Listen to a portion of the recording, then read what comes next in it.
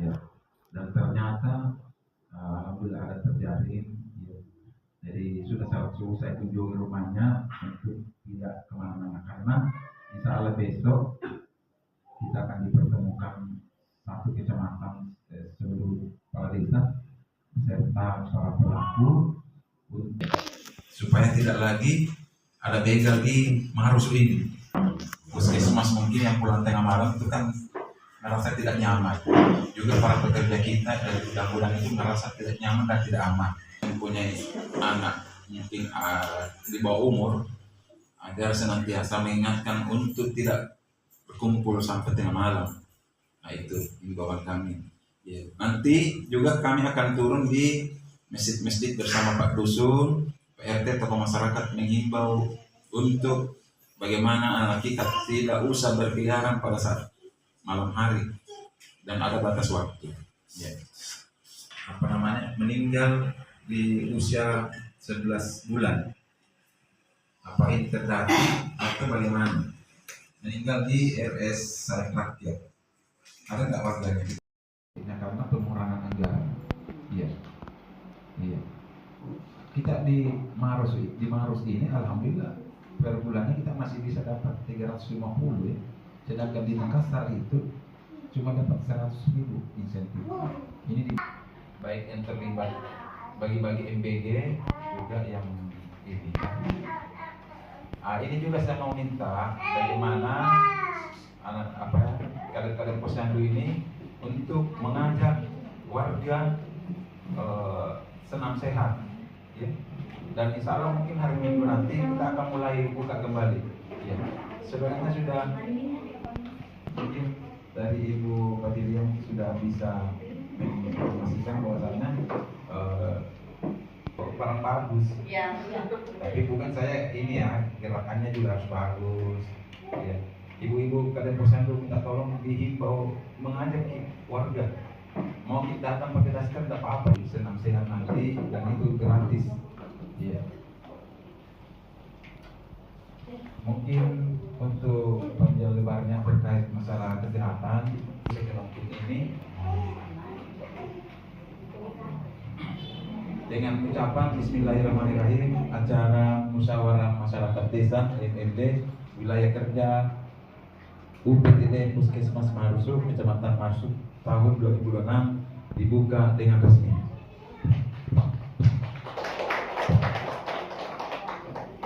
Ya, sekiranya mungkin ini yang bisa saya sampaikan. Lebih dan kurangnya mengucapkan bila taufiq wal hidayah. Wassalamualaikum warahmatullahi wabarakatuh.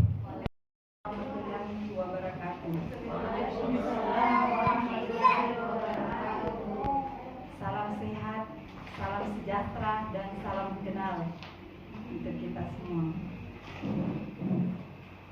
Yang saya hormati dan saya banggakan Bapak Kepala, yang saya hormati dan saya banggakan para aparat atau para perangkat desa, mulai dari Pak Dusun, Pak RT, Pak RW yang sempat hadir pada hari ini. Yang saya hormati juga Ibu Sekdis Desa Pak Bentengan yang sempat hadir. Dan saya banggakan dan saya cintai para kader-kader desa yang menyempatkan hadir juga pada hari ini. Tidak mencintai Ibu bidan kami, bidan desa kami, teman-teman tim kerja kami dari Puskesmas Marusu. Pertama-tama marilah kita panjatkan puji dan syukur kehadirat Allah, maka kita bisa berkumpul di tempat kami dari Puskesmas, yaitu musyawarah masyarakat desa. Dan sebelumnya juga karena pertama kali saya berada di aula desa Pak Bentengan ini, saya ingin memperkenalkan diri terlebih dahulu. Sudah 6 bulan berada di Puskesmas Marusu. dan alhamdulillah saya diamanahkan sebagai kepala Puskesmas Maresuk. Mungkin di antara Bapak Ibu sekalian ada yang baru pertama kali melihat saya, perempuan. Sudah duduk, alhamdulillah.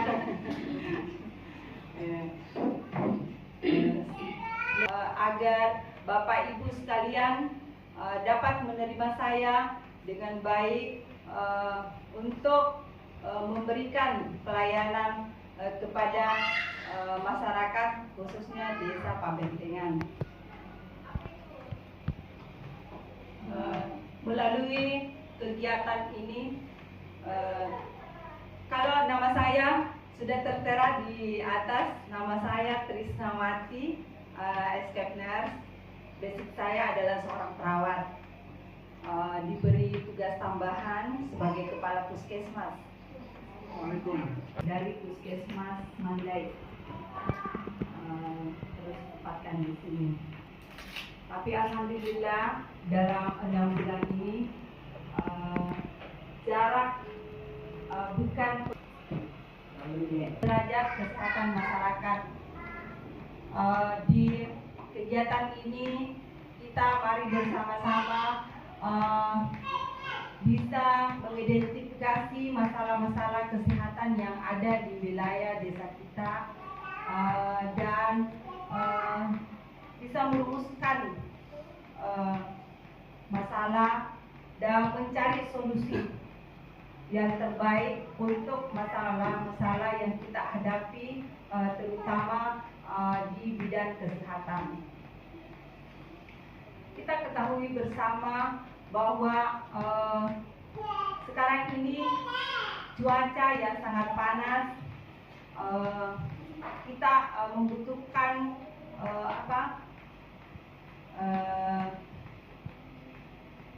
kita membutuhkan kesehatan, kita membutuhkan waktu dan untuk menjaga kesehatan kita harus memperbanyak air putih. Kita juga ada juga beberapa hal di bidang kesehatan yang menjadi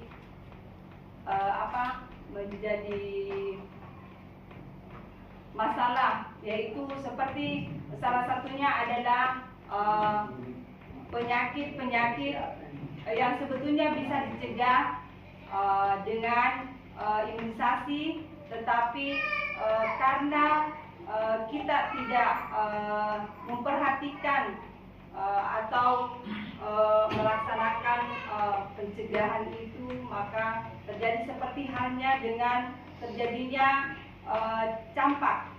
Kasus campak yang terjadi, satu positif, yang satunya belum keluar hasilnya. Maka melalui pertemuan ini saya mengajak kepada seluruh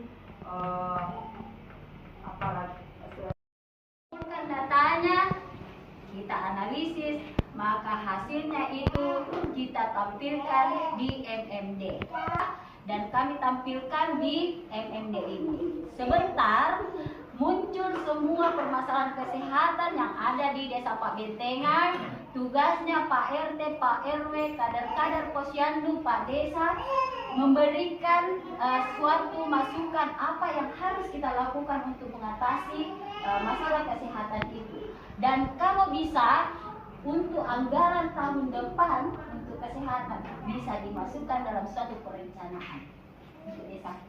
Dan kan sudah ada dasarnya melalui data yang akan saya tampilkan sebentar.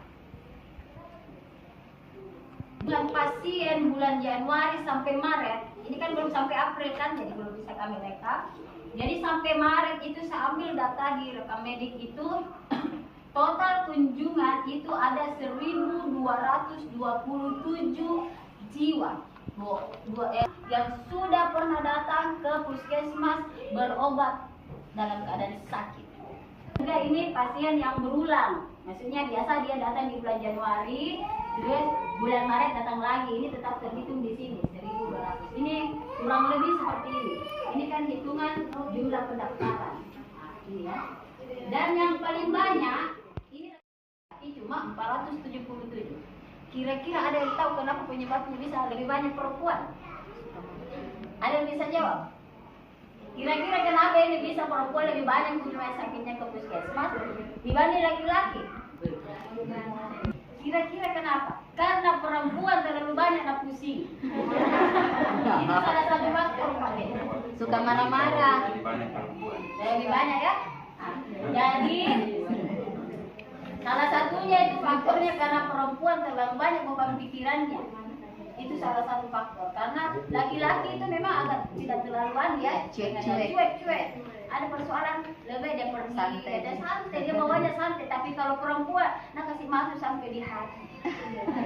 Akhirnya naik tensi, datang kunjungan sakit pada hadapan saya.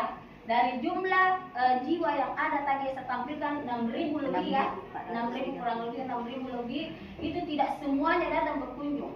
Tidak, itu di akhir tahun kita evaluasi. Mudah-mudahan ini tidak sampai meningkat drastis. Dengan cara apa? Kita pencegahan. Kita cegah bagaimana caranya kita bisa jadi sehat. Karena sakit itu bukan dia yang datang sendiri, tetapi kita yang memanggil. Ya? Sakit yang terbanyak kunjungan pasiennya itu adalah ISPA. Tahu ISPA? Atas. Batuk nih, sesak nih, apa nih, itu semua. Kira-kira apa penyebabnya? Kira-kira apa penyebabnya, Pak? Biasa kalau bakteri sanaan. Nah, ini tidak bisa dibohongi karena ini data, bukan saya bikin. Ini saya berdasarkan fakta, ya real. Harus kita terima kenyataan. Nah, karena ini kan kita memperbaiki. Kita maksudnya memperbaiki supaya kita tidak kita mengurangi angka kesakitan di desa Pak Bentengan. Jadi kunjungan pasien selama 3 bulan ISPA adalah peringkat pertama. Kemudian peringkat kedua di Januari itu nyeri-nyeri otot. Jadi banyak suka sakit-sakit badan ini. Ini karena faktor kerja apa ya? Nah, itu. Kemudian itu ini pulpitis ini gigi, berhubungan dengan gigi. Kemudian ini juga berdua ini mah dengan nyeri otot. Jadi ini bisa dasar kita untuk bisa membuat satu kegiatan bagaimana bisa menurunkan angka kesakitan ini di desa Pak Bentengan. Ya, jadi kesakitan ISPA di Pak Bentengan itu salah satunya adalah tadi yang disebutkan asap rokok, kemudian polusi udara. Polusi udara bukan hanya bisa didapatkan dari kendaraan yang mondar-mandir, tetapi harapan saya ibu-ibu jangan membakar sampah pada pagi hari. Nah, jangan bakar sampah pagi hari karena pagi hari itu orang-orang yang mau pergi kerja naik motor menghirup itu kita punya asap sampah. Yang pagi hari harusnya kita menghirup udara segar. Karena adanya pembakaran sampah di situ, pergi lagi di situ di sana, sepanjang jalan membakar sampah, akhirnya polusi udara kita menghirup, terjadilah yang namanya ini. Itu salah satu faktor ya.